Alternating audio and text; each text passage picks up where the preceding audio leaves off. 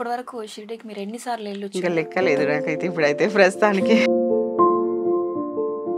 అడిగితే నా కొడుకు కావాలి ఇచ్చిన వరం బాబా, వాడు అసలు ఏమైంది నాకు కావాలి ఇప్పుడు అని అలా నాగమని సాయక్క నిలబడ్డాడు. ఆ క్షణం ఏమనిపిస్తుంది నాకు, అసలు అంతమంది వెతికితే దొరకదు, ఎక్కడ చూస్తే లేడు.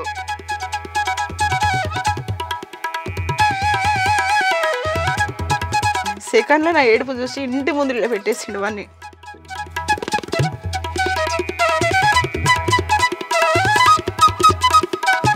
అటువంటి లీల అసలు నా నా మనసులో పాటలు నేను ఆ రకంగా సేవించుకుంటున్నా. నమస్కారం, ఆంధ్రప్రభ భక్తి ప్రేక్షకులకు స్వాగతం. నేను లక్ష్మి. నమస్కారం అమ్మా. ఆ బాబా రూపాన్ని చూసింది మొదలు ఇంకా అలా గుండెల్లో నిలిచిపోయింది నాకు. ఇంకా అంతే, నాకు దొరికిండు దేవుడు, ఇంకా కొత్త దేవుడు దొరికిండు నాకు. ఇవన్నీ చూశాను కదా, నా మనసు ఆరాటపడే టైంలో ఆ దేవుడు అలా దొరికిండు. అన్నీ విష్ణు బ్రహ్మ ప్రతి సర్వం సాయేనంట అని చెప్పింది అన్నట్టు తను. ఆయన ఒక్కరిని కొలుచుకుంటే అందరినీ కొలుచుకున్నట్టే కదా. మళ్ళీ నేను నా మనసు ఇంత ఆరాటపడుతున్న టైంలో ఆయన కనిపించిండు అట్లా అని చాలా చాలా అంటే చాలా చాలా ఇష్టపడ్డా. ఇక నేను ఇష్టపడి నెక్స్ట్ మళ్ళీ సాయంత్రం వాళ్ళకి ఇంట్లోకి వెళ్ళి యా పూజ చేసుకోవాలంటే ఏం కావాలక్క అని అడిగాను. ఏం లేదు నాగమని, బాబా ఫోటో, గులాబీ పువ్వులు, గంధము ఇవి ఉండి భక్తితో చేసుకొని గురువారం గురువారం ఇట్లా చేసుకుంటే చాలు, బాబా ఏదంటే అది ఇస్తాడు, నాకు తగ్గట్టుగా చెబుతుంది అన్నట్టుగా. ఖచ్చితంగా నేను చేసుకుంటా. కానీ అసలు ఆటో దొరకలేదు. అశోక్ నగర్లో ఫోటో స్టూడియో అవన్నీ ఫోటో దొరుకుతాయి. ఆటో దొరకకుంటే కూడా చెమటలు వస్తుంటే కూడా బాబా ఫోటో కోసం నడుచుకుంటూ వెళ్ళాను. రేపే గురువారం, రేపు నేను తప్పకుండా చేసుకోవాలని ఆశ. ఆ ఫోటో, గులాబీ పువ్వులు ఇవన్నీ తీసుకొని వచ్చి ఆ గురువారం, అదే గురువారము చక్కగా బాబా ఫోటో పెట్టుకొని అప్పటి నుండి తృప్తిగా మనసు పూర్తిగా బాబా ఈసారి పుట్టబోయే బిడ్డని నాకు మళ్ళీ మంచిగా కావాలి. అసలు నాకు కొడుకు పుట్టిపోయింది కానీ ఈసారి మళ్ళీ బిడ్డనా కొడుకు అని తెలియదు. నేను మాత్రం నాకు కొడుకు అని అడుగుతున్నా తిరిగి. నాకు మళ్ళీ మంచిగా కొడుకు నువ్వు బాబా, ఎప్పుడు నీకు భక్తురాలుగా నేను పూజ చేసుకుంటాను. ఇంకా నాకు తోసినంత మొక్కుకున్నమ్మా. అప్పటి నుంచి ఇప్పటి వరకు బాబా భక్తురాలుగానే ఉండిపోతా. కష్టం రాని సుఖం రాని అనుకున్నట్టుగా తండ్రి చక్కటి బిడ్డనిచ్చాడు. ముందు ముందు ఇలా ఏమైనా ప్రాబ్లం ఉండి తొందరగా పుట్టిండేమని డాక్టర్ అమ్మ ఎన్ని జాగ్రత్తలు తీసుకుంది నాకు. తీసుకున్నా కానీ ఆ కుట్లు అవి ఇప్పిన తర్వాత కూడా వాడు 10 monthsకి పుట్టాడు చక్కగా. పుట్టిన తర్వాత మంచిగా ఉన్నాడు. 4 months అట్లా అయ్యింది. అయిన తర్వాత మాకు ఊళ్ళే వాళ్ళమ్మ తల్లి అని ఉంటుంది అన్నట్టు, ఊళ్ళే ఫంక్షన్ అరేంజ్ చేసుకున్నాము. ఇంకా బియ్యాలా పోసుకొని వ్రతం చేయించుకొని అమ్మవారికి చేద్దాం అనేసి సడన్గా ఆయనకి ఇక్కడ కొంచెం ఏడుస్తుంటే ఇక్కడ నరం వాసేది బాబుకు. ఇక ప్రతిది భయం కదా నాకు. ఇక ఫస్ట్ అట్లా అయిపోయింది కాబట్టి కడుపులో పడ్డ నెలప్పటి నుంచి జాగ్రత్తలే నాకు. ఇంకా కడుపులో పడ్డ 10 నెలలప్పటి జాగ్రత్తగా ఉండాలి దేవుడిని మొక్కుకోవాలనేసి ఫస్ట్ ఆ షాక్ అయిపోయింది కాబట్టి మాకు. అట్లా అంటే అమ్మో ఫంక్షన్ అయినా క్యాన్సిల్ చేసుకుందాం కానీ బాబుకు చూపించుకొని పోదామని హాస్పిటల్ తీసుకెళ్ళాం. ఫ్యామిలీ డాక్టర్ నర్మదా హాస్పిటల్ అని గాంధీనగర్లో. లేదమ్మా అది ఏదో అపెండిక్స్ లెక్క పేగు ఇట్లా అవుతుంది, వాడికి ఆపరేషన్ చేయాలన్నాడు. ఇదేంది బాబా, వాడు 4 months లేదు వాడికి ఆపరేషన్, సచ్చంత ఏడుపు అమ్మ. ఇక సరే అది పోస్ట్ పోన్ చేసినాం, హాస్పిటల్ తీసుకుపోయినాం. అన్ని ఉంగురాలు ఆయన కుళ్ళ అవి ఇవి అన్నీ నైట్ అంతా నా కావాలి ఉండడమే. వాళ్ళు నేను ఎక్కడ పాలిస్తే మళ్ళీ సర్జరీ అయితే అప్పుడు ఇది అవుతుంది అనేసి ఆ రోజు నరకం. ఇంత చిన్న బాబుకి ఏంటి బాబా ఇది అనేసి, సరే బాబా నువ్వు ఉన్నావు మంచిగా అయిపోయి ఈ రోజు కాకుండా రేపు చేసుకుంటా ఫంక్షన్ అని. అప్పుడు మళ్ళీ వాడి ఇంటికెళ్ళు నా ఇంటికెళ్ళు షిరిడీకి వచ్చి అందరం ఇస్తాము, నా కొడుకు మంచి సర్జరీ సక్సెస్ అవ్వాలి బాబా అని మొక్కుకున్నా. అలా డాక్టర్ అన్ని తీసిచ్చి భుజాల మీద నవ్వుతూ తీసుకుపోయి 1 గంటలా ఇలా తీసుకొచ్చిండ్రు. బాబా మీద నమ్మకం. సరే అదైతే క్లియర్ అయిపోయింది కదా, బాగుంటాడు అనేసి బాగుంటాము. ఇక తర్వాత ఫంక్షన్ చేసుకున్నాము. చాలా చాలా బాగున్నాం ఇక అప్పటి నుండి బాగున్నాం. తర్వాత మళ్ళీ నాకు మళ్ళీ అనుకున్నట్టుగా తర్వాత మళ్ళీ ఒక పాప పుట్టింది. మళ్ళీ తర్వాత సెకండ్ పాప పుట్టింది. ఫస్ట్ ఒక బాబుని ఓడగొట్టుకున్నాయి కాబట్టి ఇద్దరితో ఉండలేదు ఇంకా. సరే అని ఇంకో పాప, 3 పిల్లలు. సాయి కిరణ్, స్వాతి, శ్రావణి అని పేర్లు పెట్టుకున్న వాళ్ళ పేర్లు. కళ్ళు మూస్తే కళ్ళు తెరిస్తే నాకు నా పిల్లలకు బాబానే ఉంటాడు. పేర్లు సాయి కిరణ్, పెద్ద పాప పేరు స్వాతి, చిన్న అమ్మాయి పేరు శ్రావణి. మాట్లాడితే కూడా ఎక్కడ చూడు బాబా ఫోటోలే. ఇంకా బాబా పూజ, మమ్మీ బాబా పూజ చేస్తాను. ఇంకా ఇంటిలో వాళ్ళకి మొత్తం అక్కడ ఇమిడిపోతుంది బాబా అంటే మాట్లాడినా కానీ. మీరు ఉండేది ఎక్కడ? మేము ఉండేది గాంధీనగర్ ఇప్పుడు. అదే ఫస్ట్ ఇంద్ర పార్క్ దగ్గరనే ఉండే, ఒక 10 minutes ఇప్పుడు అక్కడికి అంతే. షిరిడికి వెళ్ళొస్తుంటారా? షిరిడికి 6 months 1 yearకి ఒకసారి వెళ్తా. అదే మీ ఇంటి దగ్గర కూడా బాబా గారి గుడి ఉందని, బాబా గుడి ఉంది. అయితే 30 సంవత్సరాల క్రితం కట్టిన గుడి అని ఉంది, అది నిజమేనా? నిజం, చాలా నిజం. అయితే మా బాబు ఇంకా కొంచెం పెద్దగా అయిపోయిండు, ఎంతో 5 years ఉన్నాడు. వాడు వినాయకులు ఇంకా అప్పటికి గుడి అవ్వలేదు, గుడి రెడీ అవుతుంది. వినాయకులు ఇలా వేస్తుంటే చూడాలని కోరిక ఆయనకు, ట్యాంక్ బండ్లో ఆయన నిమజ్జనం చూడాలని. అయితే సరే వాళ్ళ డాడీ తీసుకుపోతా చేస్తా అని చెప్పిండు. పిల్లలకు రెడీ చేస్తున్న పిల్లలకు వాడు బయటకు వెళ్ళిండు, ఎవరో ఫ్రెండ్స్ కలిసిండని బయటకు వెళ్ళిపోయిండు. ట్యాంక్ బండ్ మీద పోయిండు, మాకు తెలియలేదు. ఎట్లుంటే తొక్కిసలాట. 5 years 5-6 years అంతే. వెళ్ళిపోయిండు. అయ్యో, పిల్లల్ని రెడీ చేసినాక చూస్తే ఎక్కడ దొరకడు. ఇక ఏమన్నా ఏడుపు కాదు మాది అసలు. మాకు హోటల్ అన్నట్టు, అంకుల్ హోటల్ నడిపిస్తాడు. 10-15 మంది పని వాళ్ళు ఉంటారు. ఆ పని వాళ్ళంతా వెతకడము, ఈయన ఎతకడము, లాస్ట్ పోలీస్ కంప్లైంట్ ఇవ్వడము. వాడంటే మా ప్రాణమాయే అసలు. ఎవరో ఫ్రెండ్స్ ఉంటే వాళ్ళతో వెళ్ళిపోయిండు. ఇంకా వెళ్ళిపోయి ఎక్కడ లాస్ట్ పోయిండంట. అక్కడ ట్యాంక్ బండ్ తొక్కిసలు అటు ఎట్లా ఉంటుంది, ఏమైపోయిండు ఏందని వెతికి వచ్చి మా ఆయన వచ్చి అసలు ఆడ మంచం మీద పడిపోయిండు. ఇంకా ఆడ దొరకడేమో అనేసి బాబా దగ్గరికి పోయి నా గుండె పగిలిపోయాడు, ఏడ్చాను. నువ్వు ఇచ్చిన వరం కదా వాడు, అడిగితే నా కొడుకు కావాలి, ఇచ్చిన వరం బాబా, వాడు అసలు ఏమైంది, నాకు కావాలి ఇప్పుడు అని అలా తృప్తిగా అలా ఏడుస్తున్నాడో లేదో ఇంటి ముందు వచ్చి నిలబడ్డాడు. మా ఇంటి పక్క ఒక ఆమె వచ్చి నాగమని సాయక్క నిలబడ్డాడు. ఆ క్షణం ఏమనిపిస్తుంది నాకు, అసలు అంతమంది వెతికితే దొరకదు, ఎక్కడ చూస్తే లేడు. సెకండ్లో ఇంటి ముందు ఉన్నాడంటే నా బాధ భరించలేక బాబా అలా తీసుకొచ్చాడు, ఇంటి ముందు పెట్టిండు.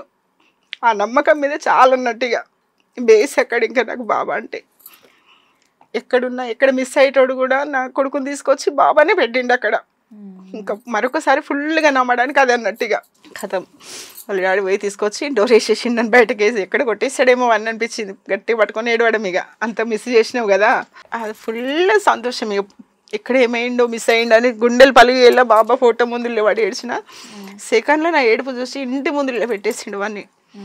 అసలు అక్కడ ఎవరు తీసుకొచ్చిండు, నువ్వు ఎట్లా వచ్చినావు అని అడగలే. ఇక నేను నమ్ముకున్న దేవుడే నా కొడుకు నా ఏడుపు చూసి తీసుకొచ్చాడు, పెట్టిండు, బాబా ఉన్నాడు, బస్ ఇక అంతే. ఇక అట్లా అయిపోయి మేము అందులో ఉన్నప్పటికీ రెంటింట్లో ఫ్లాట్ తీసుకున్నాం. నా పిల్లలు పెద్దగా వరకు కొంచెం ఫ్లాట్ తీసుకోవాలి, వాళ్ళు చదువులు అవుతుంటే మళ్ళీ కొనుక్కోలేము అనేసి బాబా ఫ్లాట్ అనుకున్నాం. మంచిగా కష్టపడి ఫ్లాట్ తీసుకున్నాము.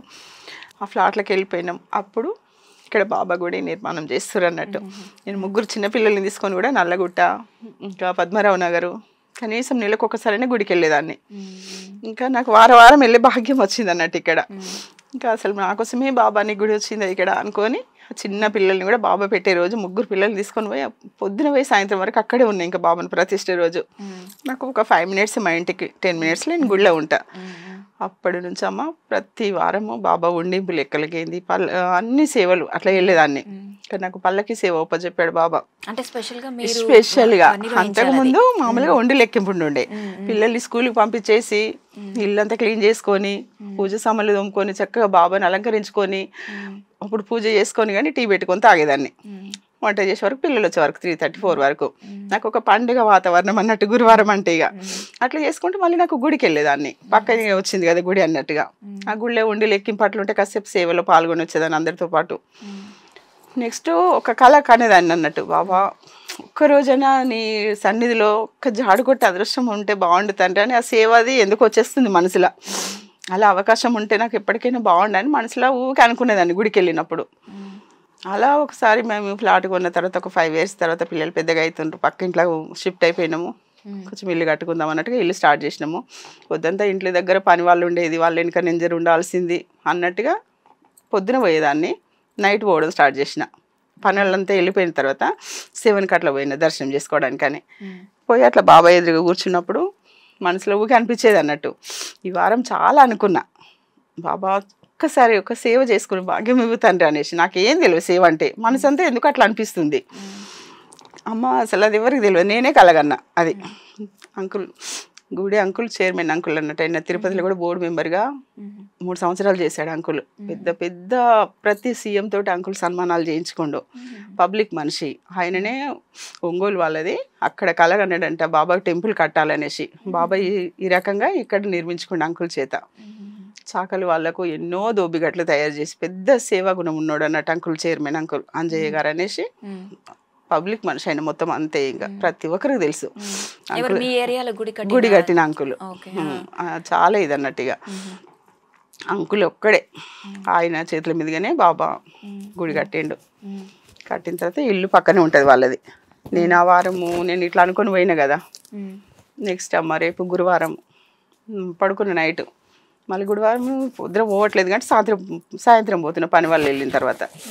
ఈ వారం ఇంతగానో అనుకున్నా నేను మనసులో, నాకు ఒక్క సేవ ఇప్పి బాబా అనేసి. సేవ అంటే కూడా నాకు అర్థం అవ్వట్లేదు కానీ మనసు అట్లా అవుతుంది. ఆ కలగన్నది మాత్రం నేనే కదా, నా గుడి అంకుల్కి తెలియదు, బాబాకు తెలియదు, అంతే కదా.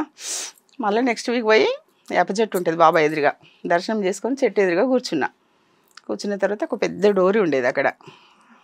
అయితే నేను కూర్చున్నా ఇట్లా అనుకొని వెళ్ళిపోయినా.